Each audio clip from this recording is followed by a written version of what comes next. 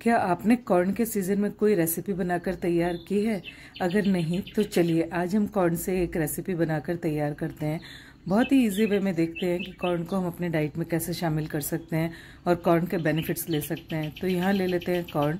तो जो भुट्टा आता है ना, उस भुट्टे को आपको अच्छे से वॉश कर लेना है, उसके दाने निकाल लेने हैं और उसके बाद धोकर इसे चॉपर में डाल के चॉप कर लेना है। अब डालते हैं यहाँ पर कुछ सब्जियाँ। तो यहाँ डाल लिया है मैंने प्याज, अदरक को कूट कर ले लिया है, मिर्च ले लिया और लहसुन ले लिया है।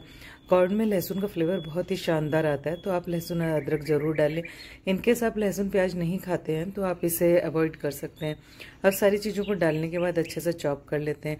यहाँ लेते हैं ज्वार का आटा, उसमें डालते हैं 2 चम्मच बेसन।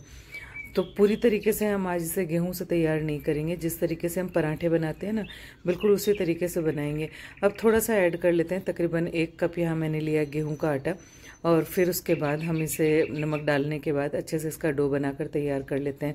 बस आपको ध्यान ये रखना है कि जो ज्वार का आटा है ना, वो थोड़ा सा हार्ड होता है, तो आप उसके ये देख लें कि वो थोड़ा सॉफ्ट हो, बेलने लायक हो। बस उस कंसिस्टेंसी तक आपको इसे आटा गूँथ कर तैयार करना है। अब जो हमने कॉर्न को चॉप करके रखा होता है उसे ले लेते हैं बोल में, उसमें डालते हैं पसंद के अनुसार स्पाइसेस।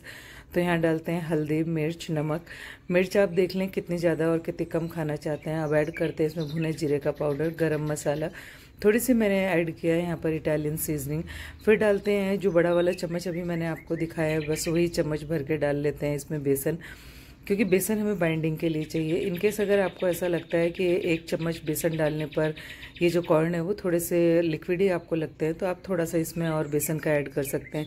नहीं तो आप गेहूं का आटा भी उसमें ऐड कर सकते हैं। बस हमें ये ध्यान रखना है कि इजीली हम पराठा बनाकर तैयार कर सकें। बहुत ज़्यादा गीला अगर ये रहा अपना कॉर्न तो आप इसका पराठा ईजिली नहीं बना पाएंगे। तो आपको यहाँ पर चाहे तो ज्वार का आटा, चाहे तो बेसन, कुछ भी ऐड कर देना है और इसको इस तरीके का कर लेना है जिस तरीके से आप बाकी पराठे बनाते हैं ना, वैसे ही।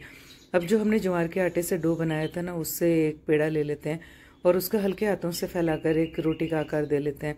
अब यहाँ जो हमने कॉर्न का मसाला बनाकर रखा हुआ था ना, खूब सारा आप इसमें हरा धनिया डाल सकते हैं, इससे इसका फ्लेवर बहुत अच्छा आता है। इस तरीके से पहले भी मैंने आपके साथ कॉर्न पराठे की रेसिपी शेयर की थी। अगर आपने नहीं इसको ट्राई किया तो इस तरीके से आप ट्राई कर सकते हैं। पहले जो मैंने ट्राई किया हुआ था वो पूरी तरीके से गेहूं के आटे के साथ ही मैंने कॉर्न पराठा बनाया था। पर क्योंकि कुछ लोग हेल्थ कॉन्शियस होते हैं और डाइट में गेहूं को ही शामिल नहीं करना चाहते, तो यहाँ हमने आज ज्वार के आटे से इसे ट्राई किया है। यकीन मानिए इतना टेस्टी बनकर तैयार होता है। और मैंने इसे सर्व किया था लाल मिर्च के अचार के साथ। तो इस तरीके से बिल्कुल हल्के हाथों से फैलाते हुए आपको इसको रोटी का आकार दे लेना है। बस आप ध्यान ये रखें कि अगर ये आपको मसाला गीला लगे तो आप इसमें बेसन या ज्वार का आटा ऐड कर सकते हैं और मसाले को ऐसा कर सकते हैं ताकि आप इजीली इसकी स्टफिंग कर सकें। अब लोहे के तवे पर मैंने इसे बनाया है। अगर आपको प्रॉब्लम आती है तो आप नॉन स्टिक तवे पर भी इसे बना सकते हैं। और कॉर्न के पराठे को हम बनाएंगे बटर या घी के साथ। तो यहाँ पर डाल दिया है घी। इस तरीके से आप बनाकर बच्चों की डाइट में भी इसे दे सकते हैं और टिफ़िन रेसिपी में भी इसे दे सकते हैं। आपको सारी तैयारी पहले करके रख लेनी है, उसके बाद उन बच्चों को इजीली आप सुबह उनके टिफ़िन में दे सकते हैं। अब बना लेते हैं इसके साथ एक चटपटी सी चटनी, या मैं कहूँ चटपटी सी सब्जी। तो यहाँ लेते हैं तेल, उसमें डालते हैं जीरा और हींग। उसके बाद हम बिल्कुल बेसिक तरीके से आज ये एक सब्जी बनाकर तैयार करेंगे। कुछ लोग इसे चटनी भी कहते हैं, ये टोटली आपके ऊपर डिपेंड करता है कि आप इसे क्या कहना चाहते हैं। तो जब यहाँ पर जीरा अच्छे से चटक जाए और जो हमने हींग डाली थी उसकी अच्छे से खुशबू इसमें आ जाए, उसके बाद इसमें ऐड करेंगे टमाटर और प्याज।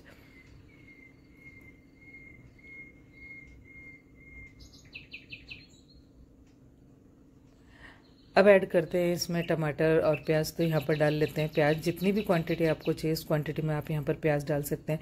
मैंने 2 प्याज का इस्तेमाल किया और उसके बाद इसे थोड़ी देर के लिए सौते कर लेंगे। अब ऐड करते हैं यहाँ पर टमाटर। तो यहाँ मैंने बड़े बड़े साइज़ के ही पीसेस किए हैं, बड़े साइज़ में टमाटर काटे हैं, बड़े साइज़ में प्याज काट कर तैयार किए हैं।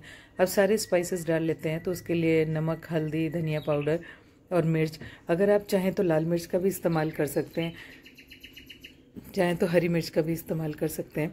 इस तरीके से जो हम चटनी बनाएंगे ना, वो इस पराठे के साथ बहुत टेस्टी लगेगी और इतनी खट्टी खट्टी ये चटनी बनकर तैयार होती है या सब्जी बनकर तैयार होती है।